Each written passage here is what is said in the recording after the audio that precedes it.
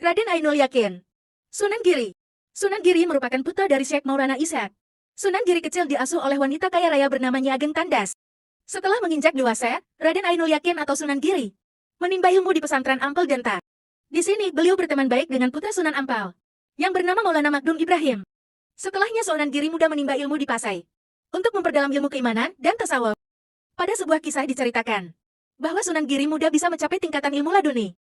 Dengan prestasi yang dicapai inilah, Sunan Giri juga dikenal dengan sebutan nama Raden Ainul Yakin. Sunan Giri meninggal sekitar awal abad ke-16.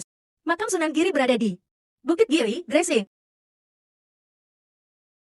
Raden Said atau biasa dikenal dengan sebutan Sunan Kalijaga.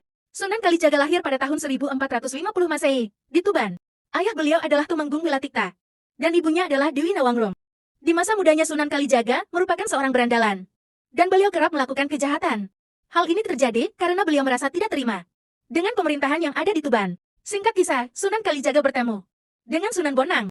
Setelah bertemu dengan Sunan Bonang, akhirnya Sunan Kalijaga menyadari akan sebuah kebenaran yang hakiki. Kepeduliannya terhadap rakyat memang sikap yang mulia.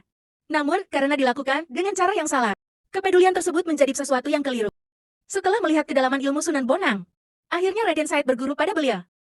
Semasa hidupnya Sunan Kalijaga dikenal sebagai dalang yang ulung. Beliau sangat pintar dalam menggabungkan ajaran Islam dengan tradisi dan budaya yang sudah mengakar di masyarakat. Singkat kisah, akhirnya masyarakat Jawa secara perlahan mulai menerima ajaran dari Sunan Kalijaga. Beliau tidak henti-hentinya terus berdakwah, hingga akhirnya agama Islam semakin berkembang dengan cepat. Sunan Kalijaga wafat pada tahun 1592 dan dimakamkan di Kadilangu, Demak.